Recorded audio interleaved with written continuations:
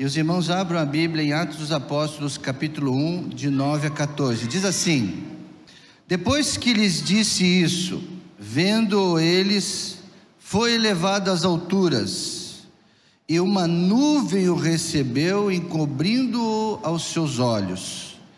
E estando eles com os olhos fixos nos céus, enquanto ele subia, de repente junto deles se puseram 2 homens vestidos de branco. Verso 11: os quais lhe disseram: varões galileus, por que estáis olhando para o céu? Esse Jesus, que dentre vós foi elevado aos céus, há de vir assim como para o céu vistes ir. Então voltaram para Jerusalém, vindo do monte chamado as Oliveiras, que fica perto de Jerusalém, a distância de caminhada de um sábado. Tendo chegado, subiram um aposento onde estavam hospedados. Estavam presentes Pedro, Tiago, João, André, Felipe, Tomé, Bartolomeu e Mateus, Tiago, filho de Alfeu, Simão, o Zelote, e Judas, filho de Tiago.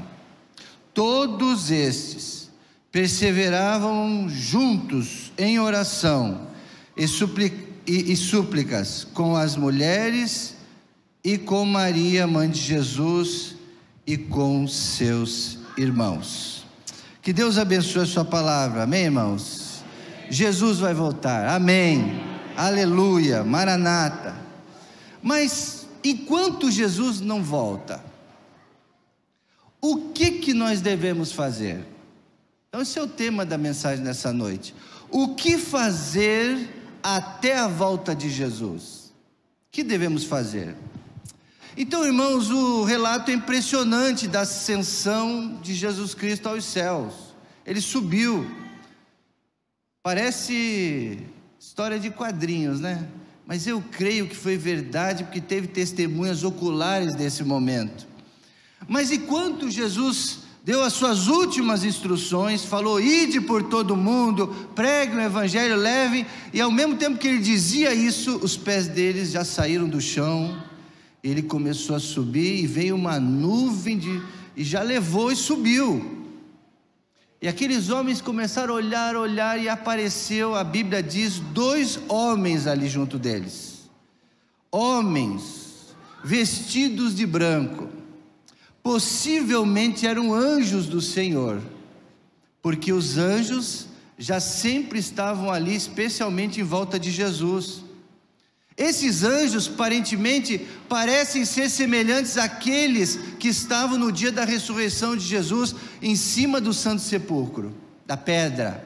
Lá também apareceram 2 anjos falando com as mulheres, eram semelhantes a eles, tinham vestes resplandecentes e eram de belíssima aparência. Então, com certeza, eram pessoas diferentes daqueles homens que estavam ali. Então, eles logo identificaram como vindos da parte de Deus. Tinham vestes resplandecentes. Os anjos sempre estavam próximos de Jesus, sim. No nascimento de Jesus eles apareceram. Apareceram lá fortalecendo o Senhor no Monte das Oliveiras, lá suando sangue. Ali apareceram anjos ali também. Apareceram. E agora eles também aparecem e são testemunhas da ascensão do nosso Senhor Jesus Cristo. São testemunhas.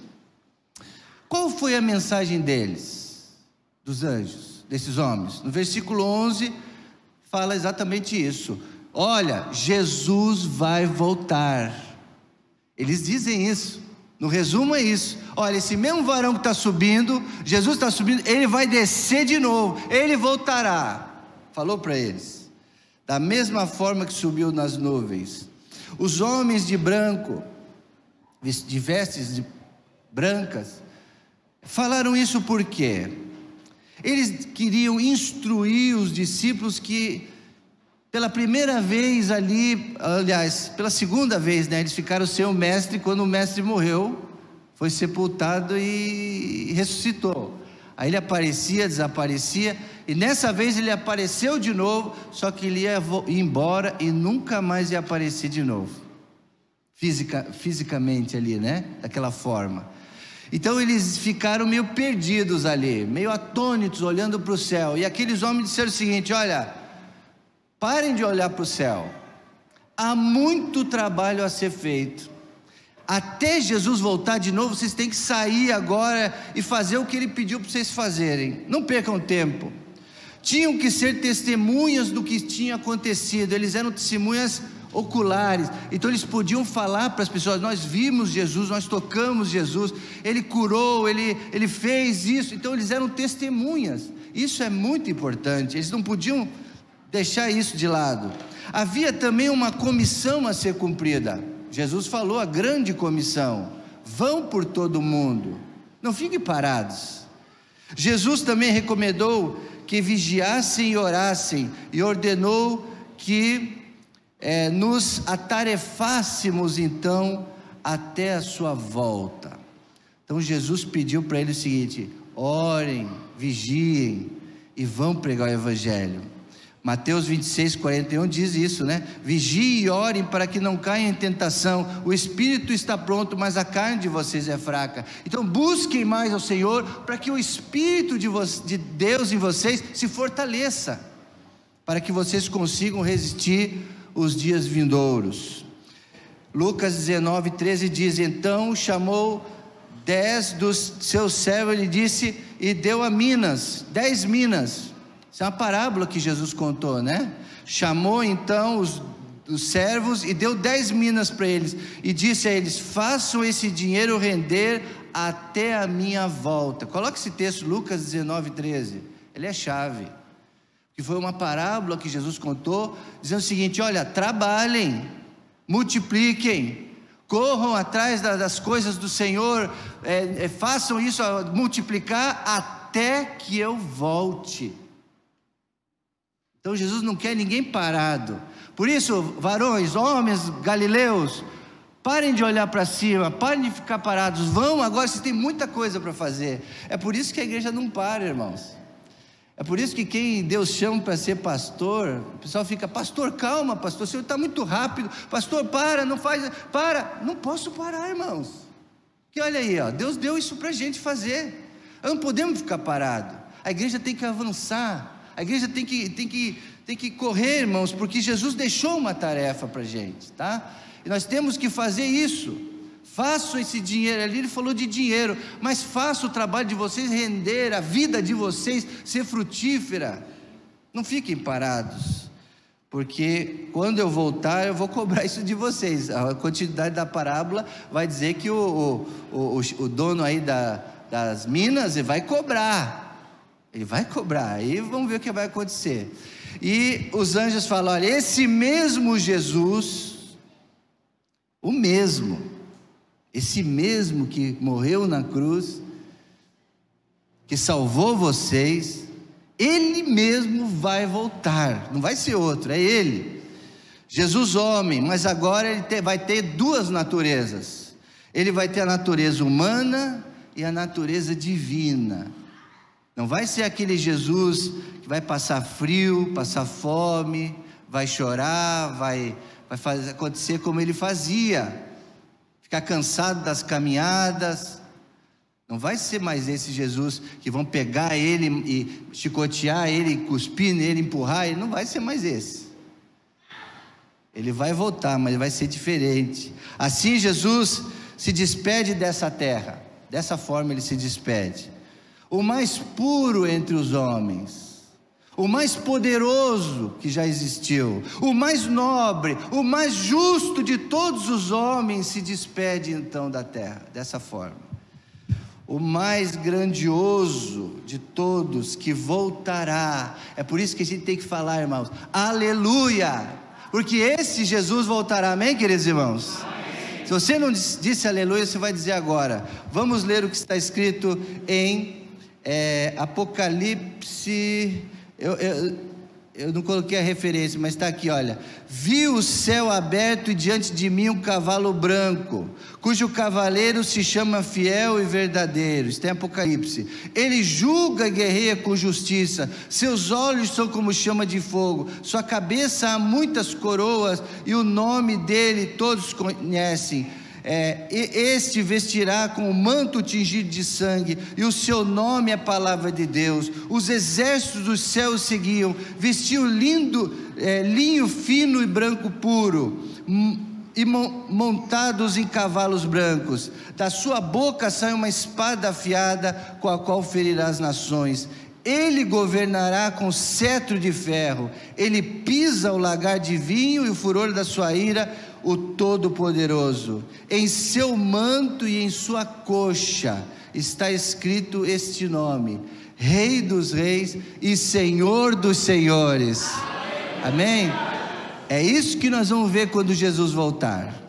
Essa figura, não mais aquele homem da Galileia que precisava limpar os pés, que precisava ali ser enxugado, lavado. Não, ele vai voltar diferente, dessa forma gloriosa. É assim que nosso Senhor voltará. Então aqueles homens ali estavam tentando mostrar isso para eles. Esse Jesus agora, ele vai subir, mas ele voltará da mesma forma, glorioso, muito mais glorioso. Então, irmãos, eu quero dividir essa mensagem em 3 partes. O que fazer até a volta de Jesus? Baseado nesse texto que nós vimos de Atos capítulo 1, nós vamos ver o primeiro texto, que é versículo 13, 1:13. Tendo chegado então àquele lugar, que em algumas traduções é cenáculo. Quando chegaram, subiram ao aposento, também chama cenáculo, onde estavam hospedados, achavam ali presente todos os discípulos, menos Judas Iscariotes. Nós já vamos ver por quê. Mas todos os discípulos estavam ali reunidos, estavam unidos. Então, em primeiro lugar, o que você precisa fazer até a volta de Jesus? Eu e você precisamos fazer: estarmos unidos em oração com a igreja. Até a volta de Jesus, nós temos que estar unidos em oração com a igreja. Está aí, ó. Eles estavam unidos. Depois vai dizer que eles estavam em oração, todos juntos ali, os discípulos. Ninguém foi embora, todo mundo se reuniu no cenáculo. O cenáculo era um lugar das reuniões. Possivelmente esse lugar aí foi o mesmo lugar onde aconteceu a ceia do Senhor, esse cenáculo. Possivelmente também o local onde Jesus apareceu pela primeira vez depois que ele ressuscitou. Lembra que eles estavam fechados numa sala? Possivelmente fosse essa mesma sala do cenáculo. Ele apareceu no meio deles. Possivelmente também esse mesmo lugar foi o lugar onde aconteceu o Pentecoste. Ou seja, o Espírito Santo desceu, eles ouviram um som, um barulho e um vento, e eles começaram a ver em cima das cabeças labaredas de fogo. Essa passagem possivelmente também foi nesse lugar do cenáculo. Então veja como é importante ter um local. Então até Jesus voltar, você tem que estar nesse local, na igreja, onde a igreja se reúne. O local é muito importante, nós temos que estar unidos na igreja. Nesse lugar foi o palco também das últimas instruções de Jesus aos seus discípulos. Eu quero citar uma, João capítulo 14, verso 16. Você que tem o smartphone, procura rápido aí. Você que é embaixador, você acha rápido aí, ó. João 14, 16. Jesus disse: eu pedirei ao Pai, e Ele dará a vocês um outro conselheiro, que estará com vocês para sempre, o Espírito da verdade. O mundo não pode recebê-lo, porque não vê nem o conhece, mas vocês o conhecerão, pois ele vive em vocês e estará com vocês. Não os deixarei órfãos. O que ele diz depois? Voltarei para vocês. Amém? Aleluia. Irmãos, se eu estava falando para os pessoal novo que está chegando na igreja, ali no gabinete, o pessoal que está vindo para a nossa igreja, a gente tem recebido muita gente aqui, muitos casais, a gente fica muito feliz com isso. Mas aí eu falei, a nossa igreja é batista tradicional, mas de vez em quando a gente dá uns aleluia, uns glória a Deus, irmãos, porque não tem como, irmãos. Olha aí, ó: não os deixarei órfãos, voltarei para vocês. Aleluia, aleluia, irmãos. Por isso que a gente diz: vem, Senhor Jesus. É muito melhor a volta de Jesus do que ficar aqui, irmãos. É muito melhor. Por isso a gente tem que acreditar. Jesus mandou o conselheiro, o consolador para estar com a gente. Talvez nesse lugar, no cenáculo, que Jesus falou essas palavras, e os apóstolos não esqueceram. Por isso que nós temos que estar na igreja para ouvir a palavra de Deus, as ministrações, até Jesus voltar, não abandonar a igreja. Nessa reunião aparece também uma lista de apóstolos. Nós colocamos ali a lista dos apóstolos, menos Judas. Percebemos aqui que era um local especial para os 12. O fato deles terem visto Jesus ressurreto, vivo, apareceu depois de morto, deu ânimo e motivação para eles estarem juntos e serem testemunhas. Sim, irmãos, foi um ânimo muito grande. Eles ficaram tristes com a morte de Cristo, do Mestre, mas depois que Jesus reviveu, isso deu ânimo para eles. Falaram: vamos nos reunir, vamos lembrar das palavras que Ele nos deixou. E alguns começaram a escrever. Lucas começou a escrever, todos ali, João começou a escrever, Marcos depois, lembrando que Jesus tinha dito: vamos nos reunir para a oração. Isso se deu por 3 coisas: muita comunhão. A igreja cresceu naquela época, a igreja primitiva cresceu porque muita comunhão, muitas orações e muito testemunho, evangelismo. É assim que a igreja cresce. Não há dúvidas, irmãos, que o Espírito Santo de Deus quer ver corações que oram, corações que estão orando para Ele descer e se fazer presente, para mostrar o seu poder. Se o Espírito Santo desceu com poder sobre eles, é porque eles estavam reunidos, juntos, em comunhão, em oração, buscando, pedindo. Tudo que a gente pedir como igreja, Deus vai dar, irmãos. Se a gente estiver unido, pedindo: Deus, dá-nos almas, dá um batismo todo mês, dá-nos um novo templo, dá-nos mais missionários, dá-nos mais alunos para o seminário. Tudo que a igreja pedir, unida em oração, vai acontecer, irmãos. Vai acontecer, porque existe um poder aí na igreja. O Espírito Santo quer ver corações em oração. A prática da oração atrai o Espírito Santo de Deus. Eles não tinham nem ideia do que viria, irmãos. Nesse momento eles não tinham nem ideia do que estava por vir, do poder que Deus ia liberar para eles. Mas eles estavam juntos ali. E no verso 14, coloca o verso 14 de Atos 1:14, Atos 1:14, é maravilhoso essa palavra. Todos eles se dedicavam unânimes. Na minha tradução está assim: perseveraram. Perseveraram. Tem uma tradução que tem essa expressão: todos eles perseveraram, unânimes em oração. Que palavra linda, irmãos. Perseverança. Perseveraram. Perseverança significa forte, persistir obstinadamente, aderir firmemente, não arredar o pé, não ir para trás, não fraquejar. Eles perseveraram. Paulo aos Romanos 12:12 diz: alegre-se na esperança, sejam pacientes na tribulação, perseverem em oração. Eles estavam ali dessa forma, perseverando em oração, irmãos, alegres, não era um peso. Tem gente que vem para a reunião de oração triste, tem gente que vem dar o dízimo triste, tem gente que faz as coisas triste.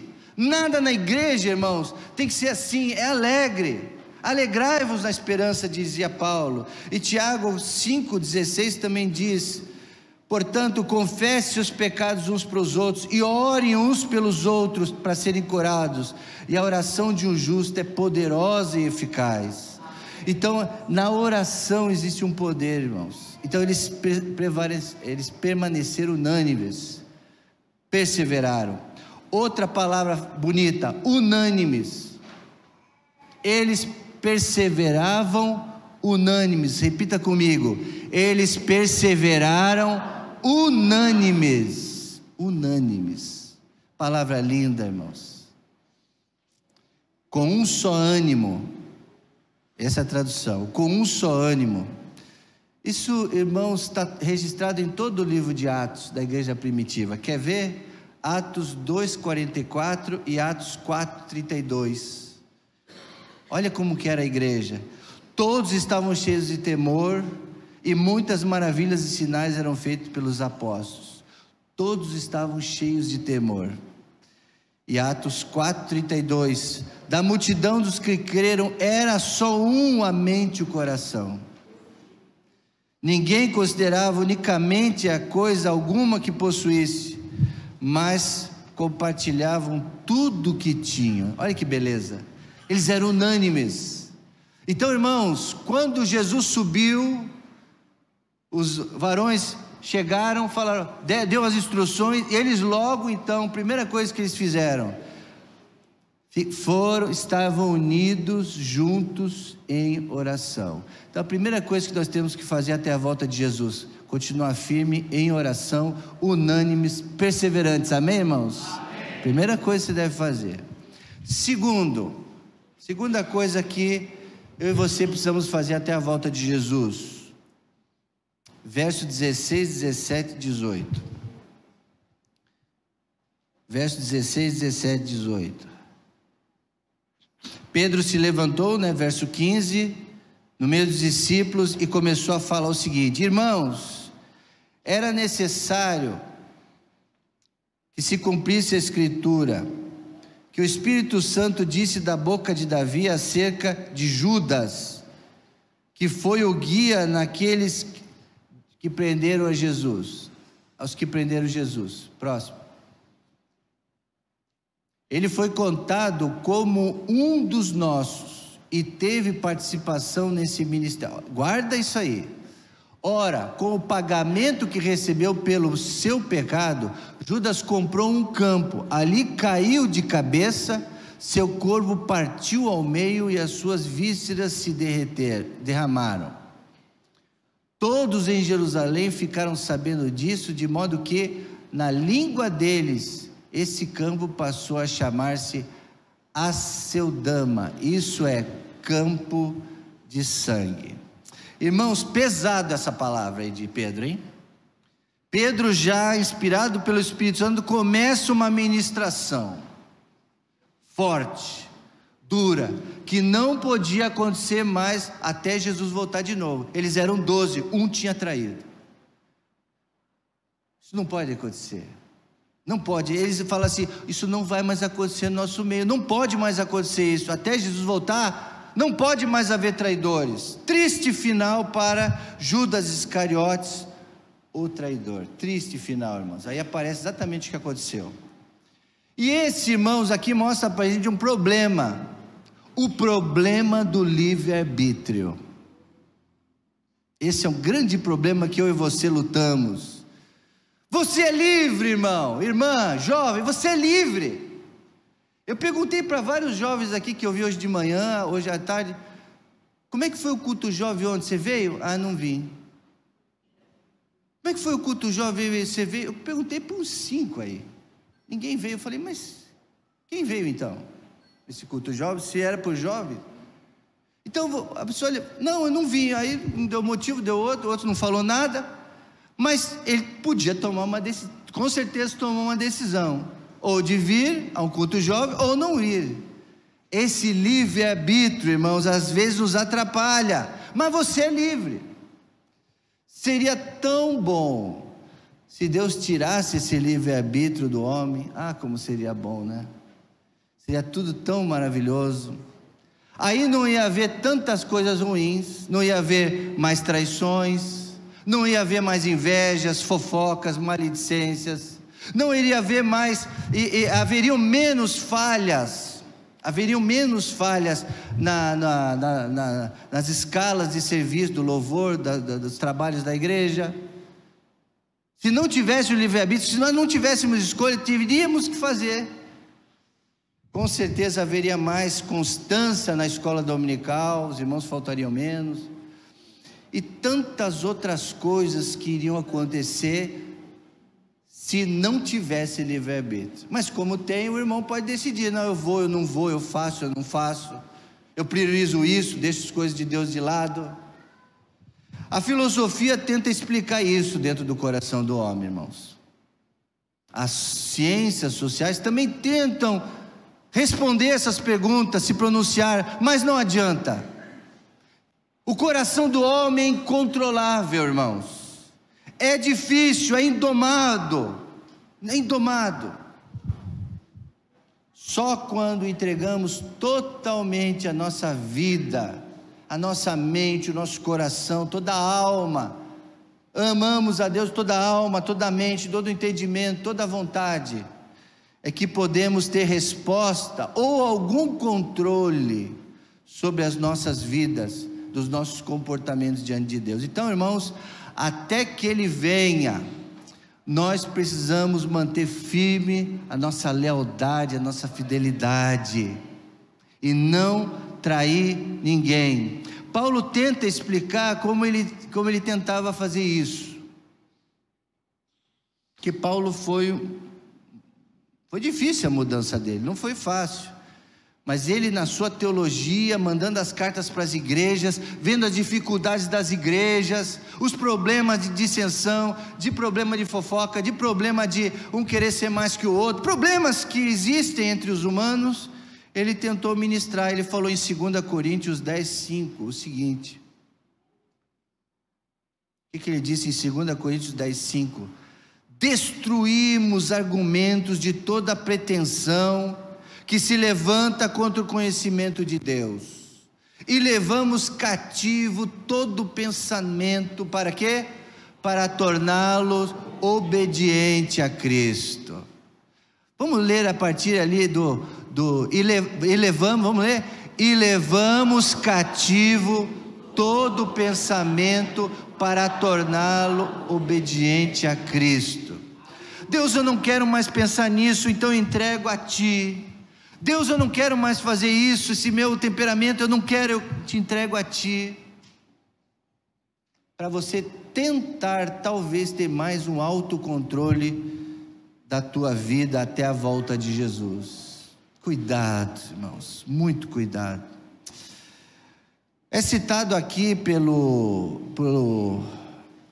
palestrante, né, pelo Pedro, quando ele falou essas palavras aqui para os seus companheiros. É citado aqui o texto do cumprimento da escritura do rei Davi, verso 16. Volta lá para o 16, que é o texto básico, 1:16. Ele cita lá: irmãos, era necessário que se cumprisse a escritura que o Espírito Santo disse na boca de Davi.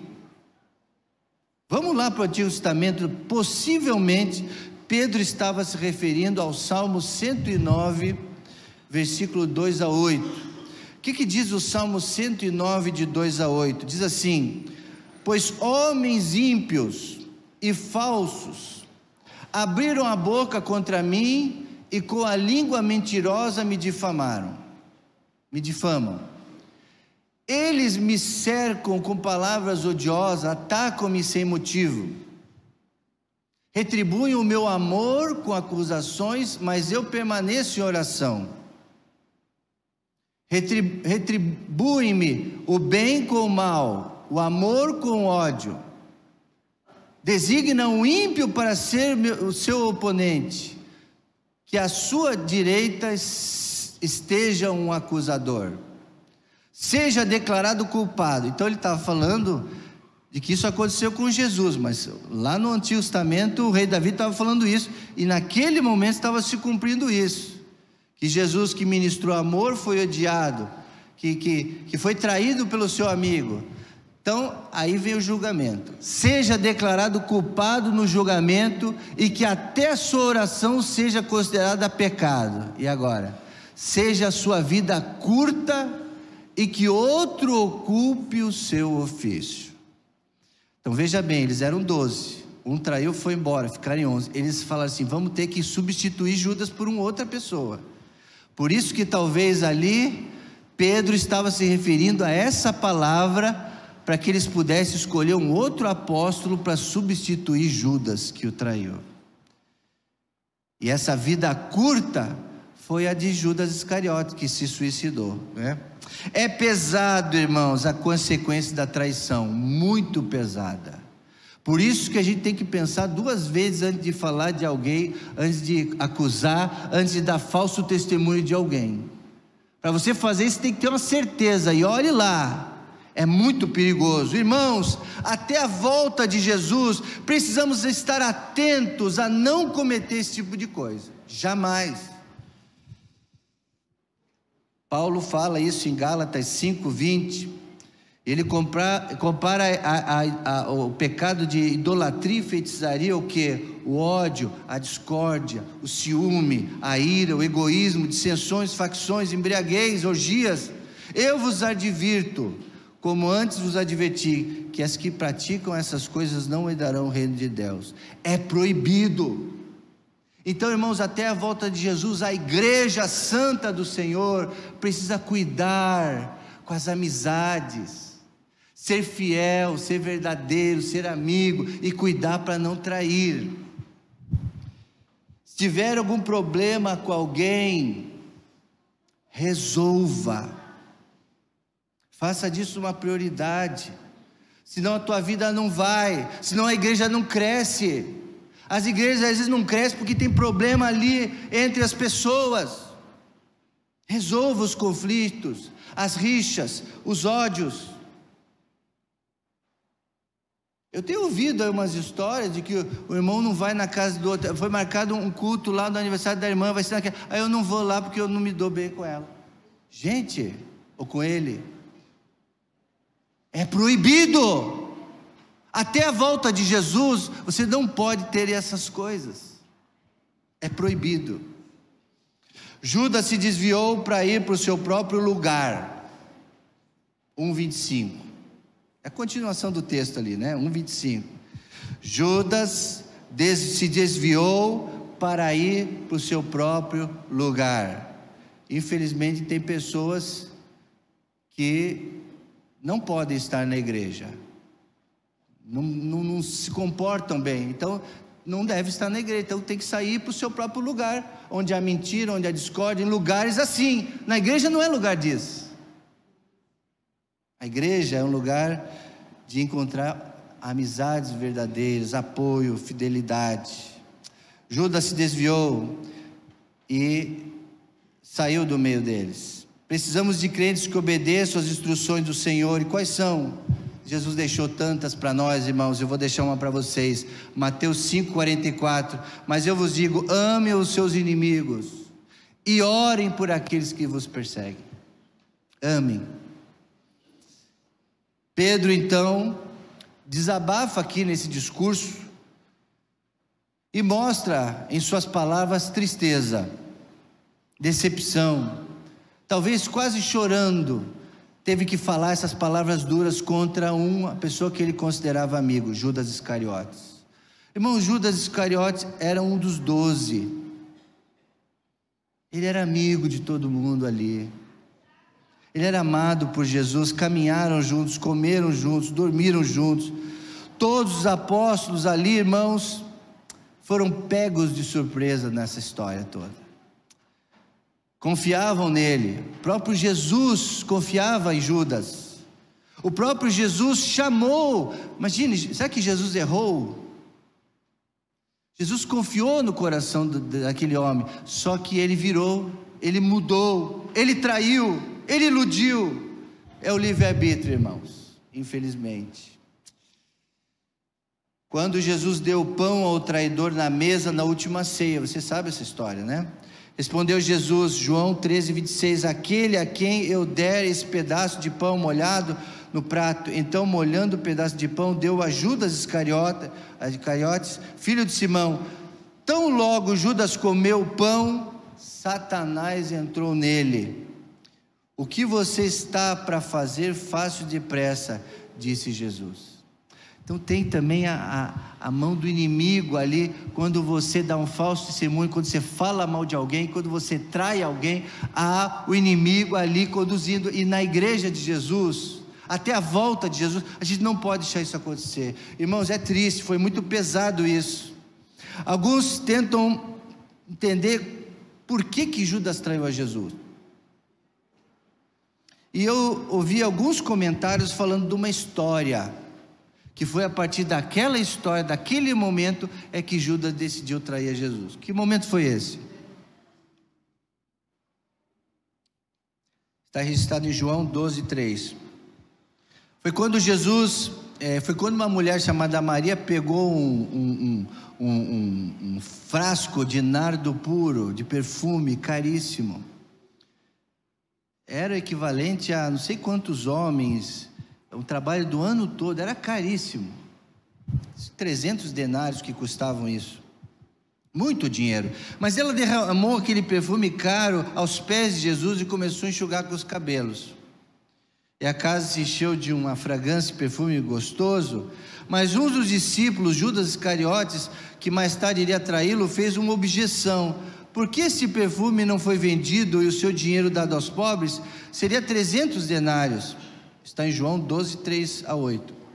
Ele não falou isso porque estava interessado nos pobres, mas porque era ladrão, sendo responsável pela bolsa de dinheiro, costumava tirar dela o que nela era colocado. Então respondeu Jesus: deixe-a em paz, que o guarde para o dia do meu sepultamento, pois os pobres vocês sempre têm, mas a mim nem sempre terão. Então, eu não acho que Jesus foi tão duro com Judas, mas quando a pessoa tem algo no coração, ele levou para o lado mal. Jesus me repreendeu. E como ele, de repente, não aceitou a disciplina de Jesus, ficou com ódio de Jesus. Porque Jesus tinha exaltado aquela mulher, que aquela mulher era uma escrava. As mulheres naquela época serviam, não tinham voz. Os homens é que tinham que ser valorizados, as mulheres não. Então ele falou: mas como que Jesus está valorizando essa mulher? Depois ele até disse: tudo que essa mulher fez nunca será esquecido e será contado aonde o evangelho for, essa história será lembrada. Aí que Judas ficou mais com raiva, deixou a raiva entrar no seu coração, e ali então ele aceitou as moedas de ouro lá que queriam trair a Jesus. Então possivelmente foi nessa história aí. Às vezes acontece, irmãos, de você estar errado, e alguém, um pai, uma mãe, um pastor, alguém fala assim: irmão, não é assim, aceite. E você fala: não aceito, agora eu vou ficar de mal com você, agora você vai ser meu inimigo, agora eu vou te trair. É assim que começa, irmãos, de não aceitar uma palavra de correção, até de amor. Jesus amava Judas, falou: Judas, não é assim, calma, o que ela está fazendo está correto, não se preocupe com dinheiro, se preocupe com a adoração verdadeira. Essa mulher está adorando verdadeiramente o Filho de Deus, mas ele não fez isso. Então, irmãos, para terminar esse segundo ponto, até a volta de Jesus não pode ter isso na igreja de Jesus, na tua vida. Você não pode ser um traidor nunca. Amém, queridos? Amém. Então, se policie, fique atento. Quando estiver vendo que está falando de alguém, pare. Se você estiver naquele telefone sem fio, pare. Use as suas palavras, a sua vida para abençoar os outros, não para amaldiçoar, porque o julgamento vai ser pesado. Vai ser pesado o julgamento, irmãos, ainda mais para quem faz só o bem para você. Em terceiro e último, irmãos, o que a gente precisa fazer até a volta de Jesus? 1:21-26. Atos 1:21-26 diz o quê? Portanto, é necessário que escolhamos um dos homens que estiveram conosco durante todo o tempo em que Jesus viveu entre nós, desde o batismo de João até os dias em que Jesus foi levado dentre nós às alturas.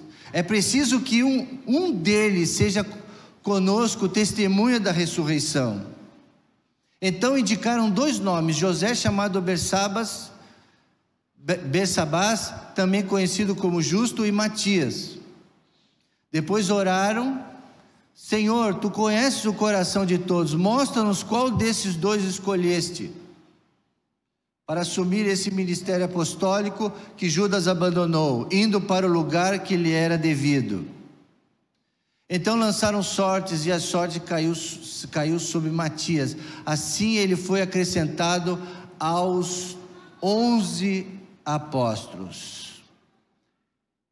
Graças a Deus, irmãos, que na igreja primitiva, ao redor dos apóstolos, tinha um outro grupo de 70 homens. E ali eles encontraram uma pessoa, várias pessoas, eles destacaram duas delas. Primeiro requisito: essa pessoa tinha que andar com Jesus, tinha que querer andar com Jesus, querer parecer com Jesus, querer falar como Jesus, querer seguir as pisadas de Jesus. Então, até Jesus voltar, irmãos, Ele escolhe você, homem, mulher, jovem. Jesus escolhe você. Vou repetir: Jesus escolhe você para andar com Ele. Até Ele voltar, Ele escolhe homens e mulheres. Era necessário escolher outro, e é necessário que tenha mais pessoas querendo seguir a Jesus. Segundo requisito: ser testemunha ocular, ver, ter visto Jesus. Terceiro requisito: ter sido escolhido. Paulo, o apóstolo Paulo, irmãos, talvez quando nós olhamos agora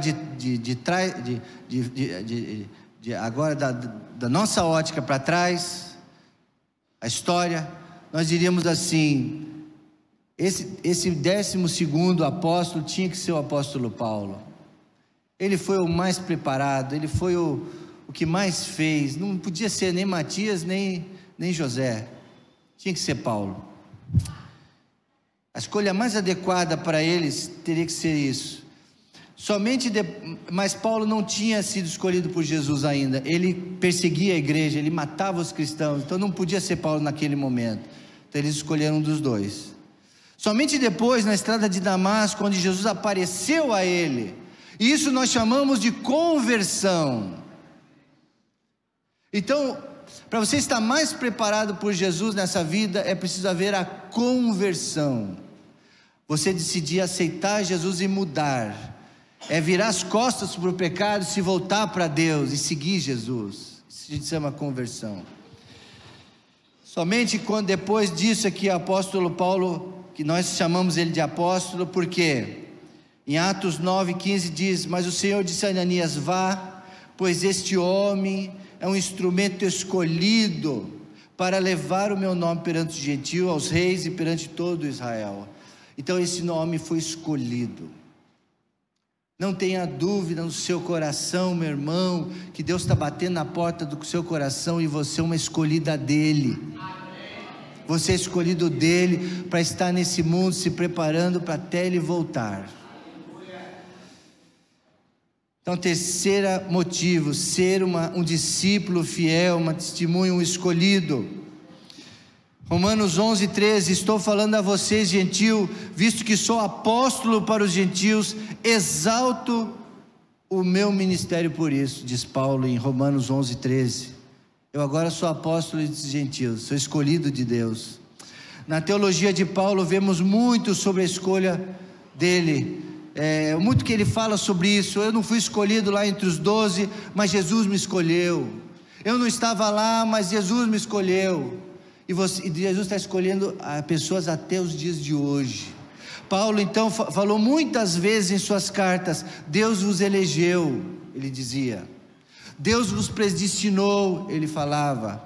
Deus vos escolheu, Deus vos chamou para sair da rota de colisão desse mundo para o grande julgamento e vir para a presença de Deus. Então no verso 23 eles escolheram dois homens, José o justo e Matias. Provavelmente esses homens estavam ali no grupo dos 70, era um grupo maior que seguia Jesus também. Os 12 ficavam bem mais próximos de Jesus, mas muitos outros seguiam a Jesus também. Eram possivelmente homens notórios, que se destacavam, espiritualmente capazes, e é isso que Deus está procurando hoje.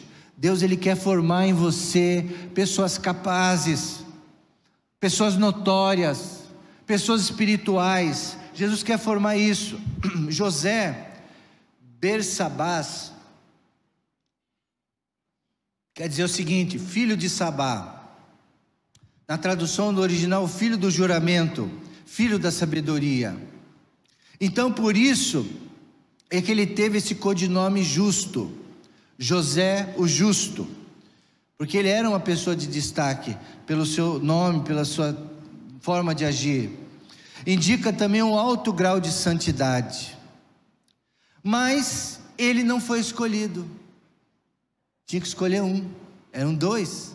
E olha que esse José chamado Justo era fera, hein? Era cheio de virtudes. Tinha tudo para ser escolhido. Mas também Matias o era. Matias. Não se fala quase nada sobre ele, mas o nome dele quer dizer dom de Yahvé, presente de Yahvé. Então, irmãos, por que eles jogaram sorte? Então, pastor, quer dizer que lá eles jogaram dados? Naquela época tinha várias formas de fazer isso. Na verdade, alguns intérpretes dizem que tinha uma cumbuca e tinha os nomes lá. E na verdade eles tiravam um, tiravam outro e sobrava só um lá. Por que eles faziam isso, irmãos? Porque para eles, os dois homens eram maravilhosos, eram preparados, eram amigos, eram confiáveis, era diferente de Judas. Então eles falaram assim: Senhor, nós não podemos escolher, senão nós vamos ser injustos. Então aí, para eles ele fala assim: ó, tanto faz, qualquer um vai dar conta do recado, qualquer um vai ser uma bênção. Então, Senhor, como nós temos que escolher um, então que o Senhor escolha. O que eles foram fazer? Orar, irmãos. Então eles não tinham outro caminho, buscaram a Deus em oração. Tem momentos, irmãos, que é tão difícil de escolher, que não tem como você escolher. Essa é a verdade. Não tem como você escolher. É Deus que tem que escolher, amém, queridos? Escuta isso, é chave, quem sabe uma resposta que você está pedindo aí a Deus. Está com uma dúvida entre uma coisa e outra? Não escolha. Não escolha você. Deixa Deus escolher, irmãos. A prática da oração é um dos temas mais importantes na pena de Lucas, que escreveu o Evangelho de Lucas e escreveu Atos dos Apóstolos. É o tema mais importante dos dois livros, é a oração, porque era o Espírito Santo que guiava, não era eles. Era o Espírito Santo que conduzia, não era eles. Na tua vida também não é você, o Espírito Santo que tem que conduzir tudo. Pode falar amém se quiser, fique à vontade. Por isso, meu irmão, ore, meu irmão, minha irmã, ore mais. Decisões importantes não podem ser feitas de qualquer forma. Não pode. Nós não podemos. Estamos aguardando a volta de Jesus, irmãos, e não podemos errar nas escolhas. As escolhas que fazemos às vezes determinam o nosso futuro, e depois não vai ter como voltar, vai até o fim dessa forma. Algumas escolhas, se você errar, vai ser difícil retornar. Então por isso, não erre nas suas escolhas. Estamos vendo os dias que nós não podemos errar. A oração desenvolve em nós um caráter íntimo com o Pai. Propósitos que estão sendo secretos começam a ser revelados. Ah, pastor, minha vida não anda, as portas não se abrem, as coisas não vai, não anda, e eu não consigo. Sempre é isso na tua vida? É porque tem algo que está secreto, está escondido, está fechado, e o que vai abrir isso é a oração, é a tua fé, a tua entrega. A oração conduz a uma vida de transformação espiritual. É isso que Jesus queria, que você vivesse uma vida de oração e de uma vida transformada. A oração prepara o discípulo para a volta de Jesus, dá a ele discernimento.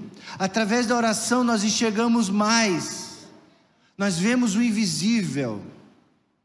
Não tem uma música que diz, né? O invisível vai acontecer. Não tem uma música que a gente canta aí? O impossível vai acontecer. É isso aí. A gente olha ali, ah, pastor, esse novo templo é muita coisa, a gente não tem hoje condições, não temos. É o invisível, irmãos. É a fé, faz acontecer. A oração desenvolve isso na gente, nós vemos o invisível. Esse santo desejo aumenta em nós, e nós começamos a ter o discernimento espiritual das coisas. Abre os nossos olhos. Por isso que Jesus falava tanto. O que Jesus falava tanto? Por essa razão ele falava em parábolas, porque vendo eles não veem, e ouvindo não ouvem nem entendem. Por que Jesus falava tanto isso? Tem olhos para ouvir, mas não veem. Tem ouvidos para ouvir, mas não ouvem. Por quê? Porque não oram. Querem resolver da sua maneira, aí não conseguem ver. Agora, quando você entregar para mim, aí você vai ver os milagres. Você vai ver acontecer. Mateus 13:13, estamos concluindo, irmãos. Mateus 13:13. Diz assim: por essa razão eu lhes falo por parábolas, porque vendo não veem, e ouvindo não ouvem, nem entendem. Próximo. Nele se cumpre a profecia de Isaías: certamente vocês ouvirão, mas jamais entenderão, certamente vocês verão, mas jamais perceberão. Pois o coração desse povo se tornou insensível, de má vontade, ouviram com os ouvidos e fecharam os olhos. Se assim não fosse, poderiam ver com os olhos, ouvir com os ouvidos, entender com o coração, convertam-se, converter-se, e eu os curaria. Então, olha o que Jesus faz, irmãos. Mas ele dá então o caminho, oração. Eles fizeram isso lá na igreja de Atos. Eles tinham uma decisão difícil para tomar, mas eles oraram, eles entregaram para o Senhor, e Deus a mostrou a eles. Seja o escolhido de Deus para essa volta de Jesus. Então, concluindo essa noite ao seu coração, eu peço agora que o Espírito Santo te fale o que você deve fazer. Essa é a intenção. Jesus vai voltar, irmãos. Ele deseja que cada um de nós se prepare seriamente. Seriamente. É sério isso, é muito sério, irmãos. É muito sério. Ele pode voltar mesmo a qualquer momento, ou a gente pode ir até ele. É certo que isso vai acontecer, é certo. Mas primeiro é preciso perseverar. Vimos essa noite que precisamos perseverar, estar firmes na igreja, estarmos juntos uns com os outros, estar presentes na igreja, cooperando no trabalho, servindo ao Senhor e com alegria até a sua volta. Você tem perseverado a tua vida espiritual? Você está firme na igreja? Você precisa voltar para a igreja? Você está junto uns dos outros? Então, em primeiro lugar, isso. Segundo lugar, Deus não admite pessoas traidoras, pessoas que falam mal por trás, causam problemas sérios, que não são leais, que abandonam a liderança espiritual, deixam a gente sozinho na história e abandonam, vão embora, que se afastam e desistem. Será que você está assim? Não faça isso. O preço da traição é muito grave. O preço de abandonar Jesus, ainda mais nesses dias finais, é muito perigoso. Então, o que você vai tomar de decisão hoje? Por último, seja um discípulo fiel, como Deus escolheu lá Matias, ou podia ter escolhido José, depois escolheu Paulo, e tantos outros. Deus está escolhendo. Você é um escolhido para fazer diferença. Não ser um coadjuvante, alguém de segundo escalão. Não, você é de primeiro escalão. Você é o artista principal, o protagonista da história. Não fique para trás, vá para as frentes. Você precisa ter o poder espiritual para suportar as lutas e os desafios que virão nesses dias finais. A coisa vai apertar mais até a volta de Jesus, mas você tem que estar firme, sendo fiel, firme. Então, essa noite, feche seus olhos, consagre a tua vida ao Senhor. Consagre a sua vida nessa noite, meu irmão, minha irmã. Qual é a resposta que você dará hoje a essa palavra de Jesus? Os anjos foram ali e falaram: varões, esse mesmo Jesus que vocês estão vendo vai voltar. Não fiquem aqui olhando, parados. Vamos fazer. Viva tudo que você tem que viver, mas não esqueça de ser uma testemunha fiel. Você está preparado nesta noite para a volta de Jesus? Gostaria de apelar ao seu coração agora, para que você desse uma resposta sincera para o Senhor. Você está preparado? Qual desses pontos aqui, tudo que foi dito aqui, tocou mais no seu coração? É porque é o Espírito Santo te mostrando. Então, dê uma palavra ao Espírito Santo nesta noite, fale com Ele. Fala que você entendeu aquilo que Ele quer que você faça. Se você quer voltar para os caminhos do Senhor, faça isso nessa noite.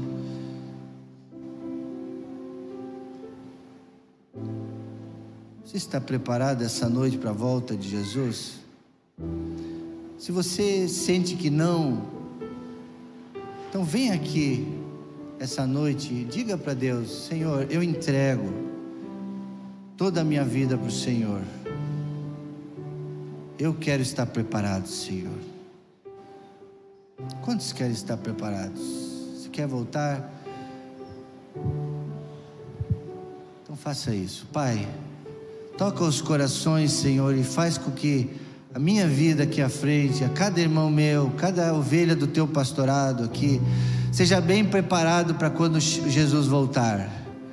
Senhor, que nós não tenhamos dúvida alguma que isso vai acontecer, mas que quando acontecer, Deus, nós possamos estar preparados. Eu posso estar mais bem preparado. Então, cura a minha vida, modifica a minha vida em todos esses pontos, que eu possa ser mais perseverante, que eu possa fazer mais na tua obra, que eu possa ser mais cuidadoso nos meus relacionamentos, Pai, que eu possa ser mais fiel, mais amigo, mais abençoador, e que eu possa ser o escolhido, que eu possa ser alguém que o Senhor separou para ser uma testemunha fiel do Senhor, até que o Senhor venha. Essa é a nossa oração, Pai bondoso, no santo nome de Jesus. E todo mundo diz: amém, Senhor Deus. Glórias a Deus, amém, aleluia.